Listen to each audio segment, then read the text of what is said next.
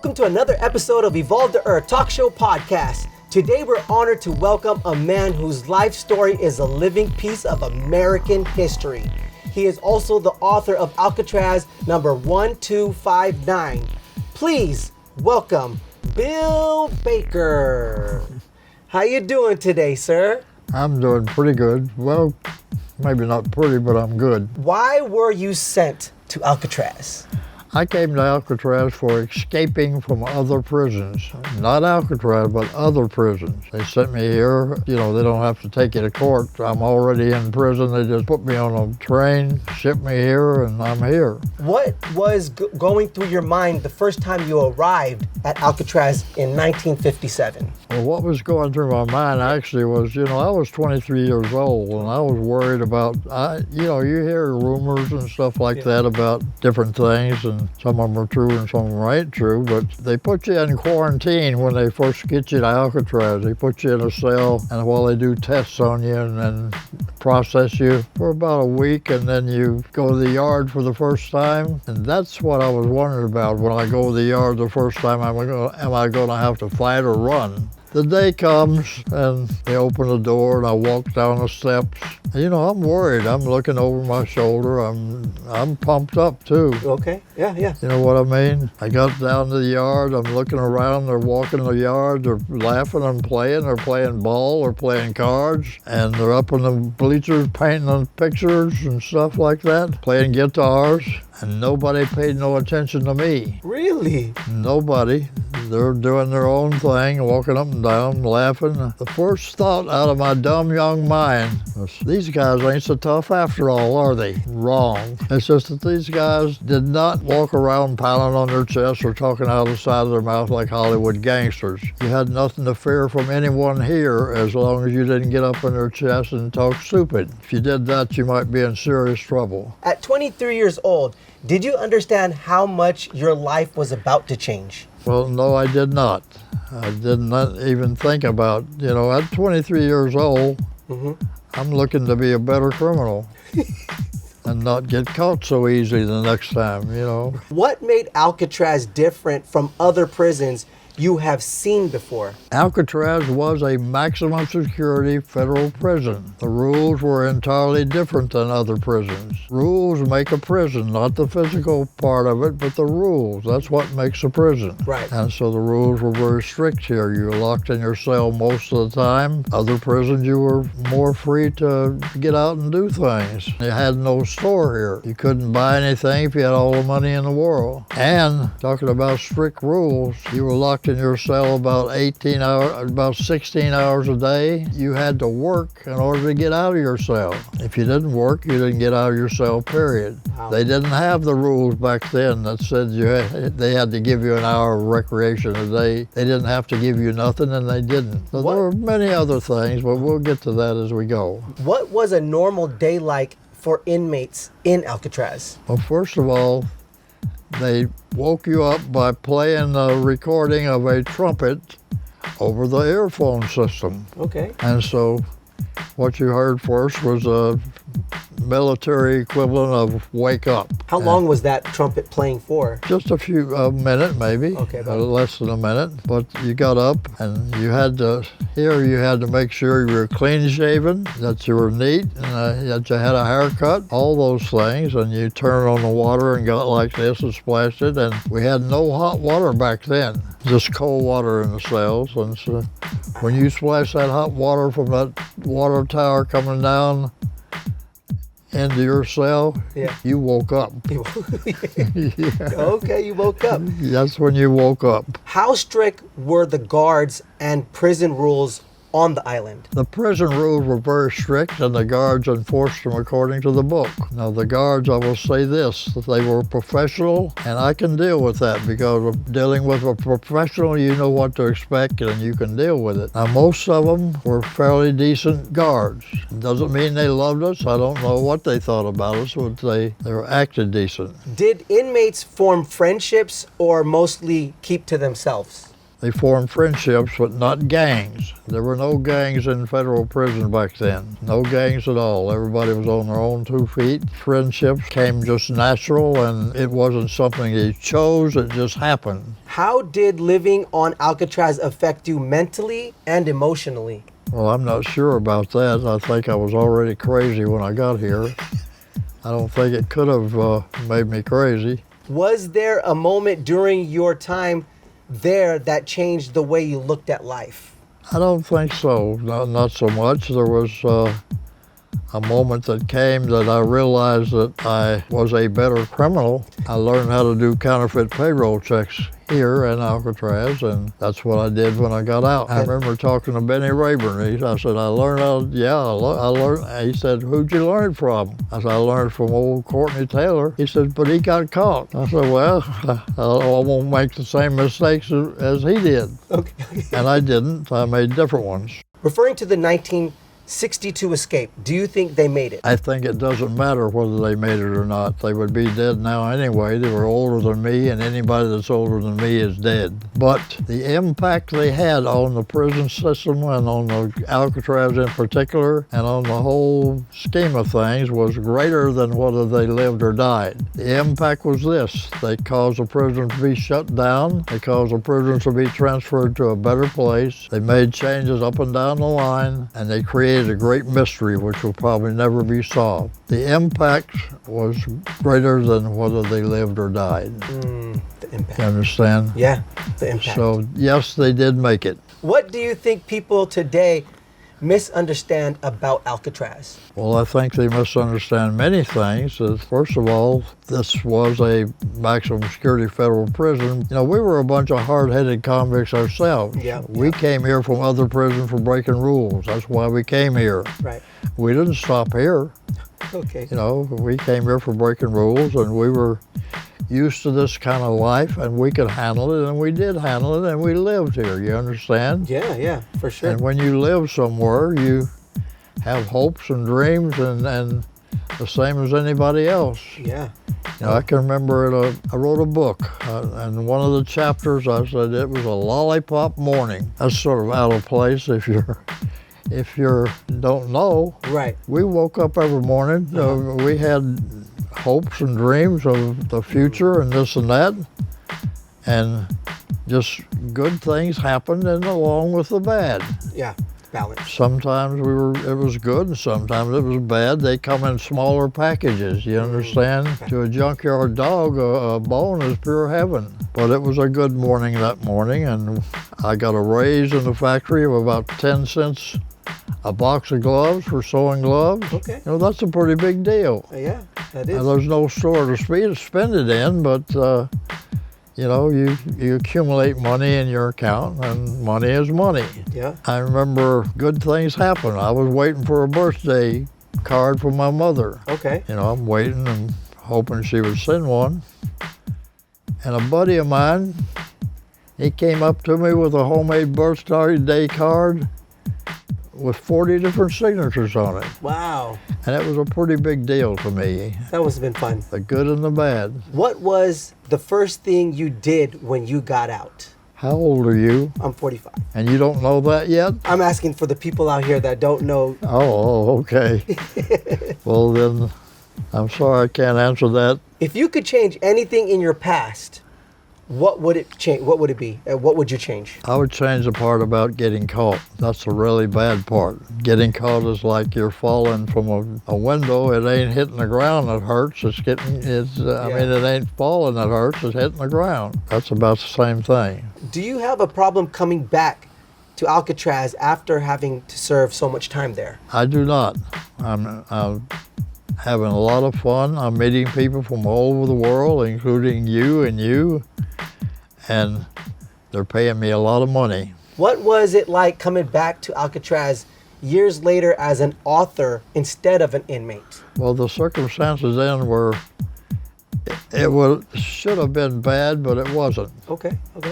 And because I had just written a book, I sent a copy to the head ranger, and he sent me a plane ticket. In addition to that, there was a woman named, what was her name, for NPR radio, Laura Sullivan. She was a beautiful blonde, and she was waiting to interview me. Yeah, and then I talked to the head ranger, and he's talking about money, and so, here's an opportunity maybe to get my book in their store. Right. And make some money. Well, I spent a lot of time writing that book, and I spent a lot of time, a lot of years learning how to write a book. It ain't just writing a book, it's learning how to write the damn thing. You write short stories, a book is a lot of words, man, yeah. A whole bunch of words. So why did you decide to write Alcatraz 1259 and share your story with the public? I wanted to be a writer. They say if you want to be a writer, write about something you know about. Don't write about something you don't know about. This is the only thing I knew was prison. Right. And there were people I wanted to write about.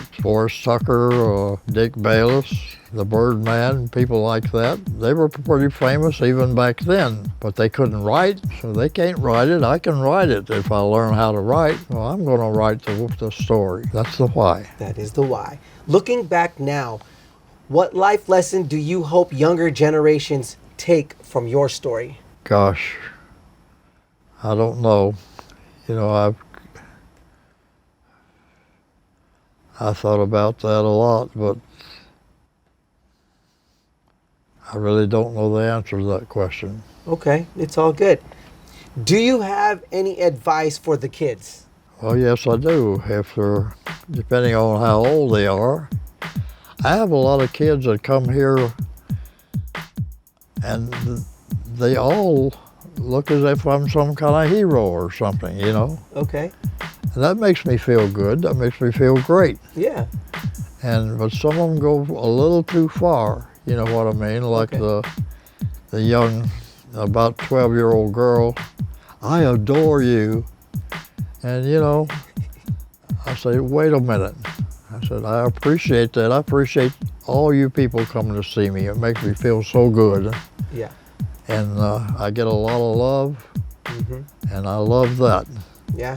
I said, but I'm not the real hero in your life. The real hero in your life is the guy standing right beside you, the one that's works hard all his life to send you through school, to prepare you to meet the future, you know what I mean? Preparation.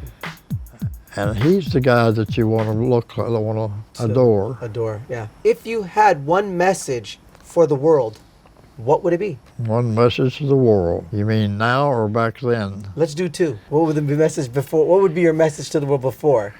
And then now, what would it be? Man, it's too crazy and unpredictable right now. Okay. I don't know what you're going to do except maybe go to Canada or something. Go to Canada. Yeah.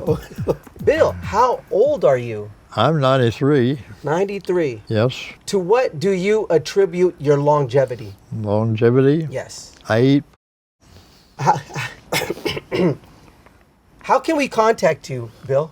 Well, you can contact me by phone, 419-376-1393. Did you ever get to meet Al Capone? No, I did not. He was dead by the time I got here. Not sure we'd want to meet him anyway because he was half crazy while he was here. He had syphilis of the brain and he was in and out of the hospital all the time. So he never had one cell that they could say was his cell because he kept changing. So I never got to meet him. Anything else that you would like to tell the people out there? As for the guards concerned, I think we should elaborate a little more on that. Now, they had the regular guards, and then they had the goon squad, which was altogether different. And the regular guards, many of them were supervisors of work crews. You had to get along with them in order to get anything done. Sometimes they did some pretty good things, you understand? Like if you bet on a ball game, we bet on ball games here, you could listen to it on the radio, on your earphones, and you could hear the score, and you bet on the game, and the other guy said, I heard it was this. And another guy said, well, I heard that was wrong, it was this. So to solve all that, many of the guards cut out of their own newspaper. We were not allowed to have newspapers. So many of the guards cut out the scores from their own Sunday paper, Monday or Tuesday or whenever, brought the scores in to settle. And another example, whenever they shook down the cell, they tore it up, tore everything up looking for contraband. Before they left, they were required to make the bed, to tidy up the cell, and then leave it fairly presentable. Sure, that wasn't because they loved us, but they were required to do that. They did it. They were professional, and so I got no complaints against most of them. There are exceptions of guards that came up from youth prison or something who were picky-uni about different things, too many packs of cigarettes and so on and so forth. And the regular guard didn't mess with that. If you had too many packs of cigarettes, they didn't care. Yeah. As long as you didn't have a hacksaw blade or a knife or something like that. Now, if they had a physical confrontation with you, then they would call the goon squad. Now, if they had to call a goon squad, the goon squad come, they came to win, and they always won. They were not nice at all. And a lot of people have different conceptions about, of course, the kids, they want to hear about, they want murder, they want blood. Okay. You know what I mean? Yeah. There was a situation maybe every year or once a year, maybe once every 2 years, murder. Once in a while, somebody tried to escape. But prison, you know, that's really exciting and stuff like that. But what we had to deal with was the time in between. That's what we had to deal with, the boredom of the time in between the exciting stuff. And that's what we had to deal with, and we did deal with it.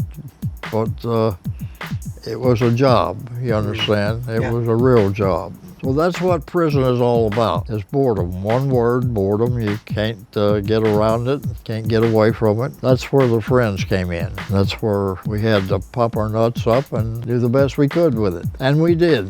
Who was Forrest Tucker to you? Yeah, he was a leader of the band.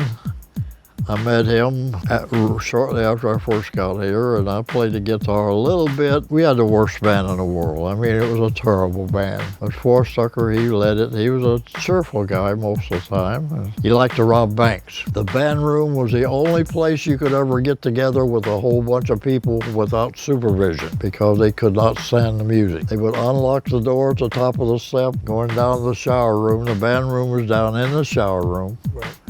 They'd unlock the door there, let us go down, and we'd get down there. And then he would lock the door behind us and leave. Just leave you in the band room? Oh yeah, they'd lock us in the shower room, a big long room. We had a little side room there where we went to play the music, you know. That must have been fun. It was. Forrest Tucker was quite an individual. Do you have one story, just real quick before we get out of here, one story that you haven't told anybody that's to you? You talked about violence here. You know, Sure. There was very little violence.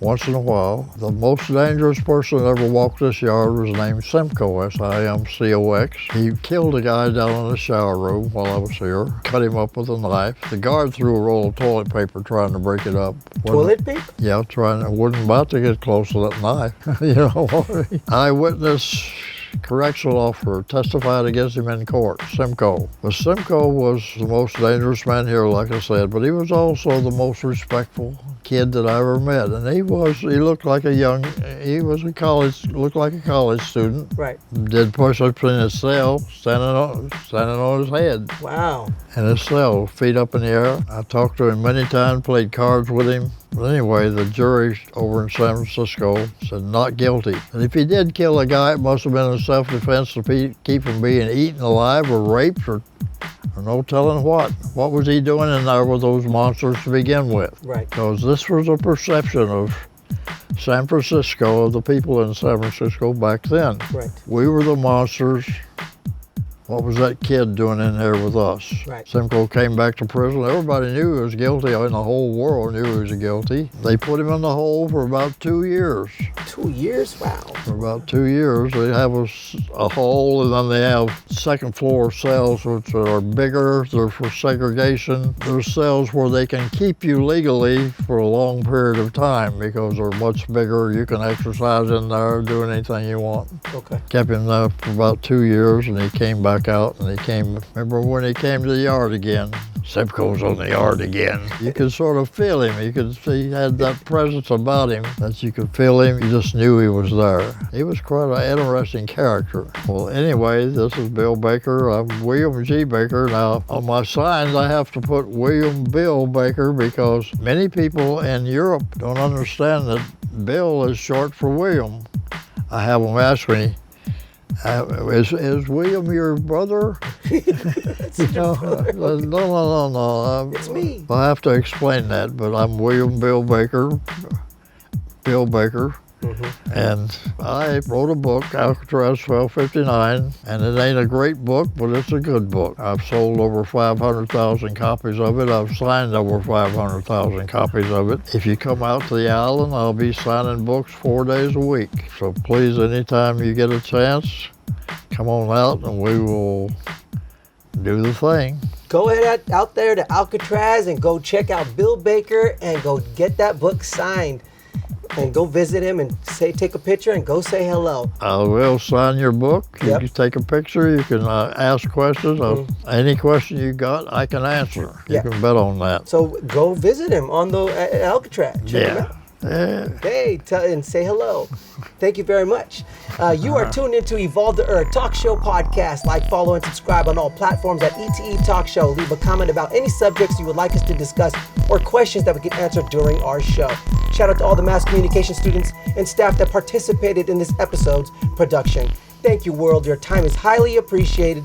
I am Allan Samson. See you all on the next show.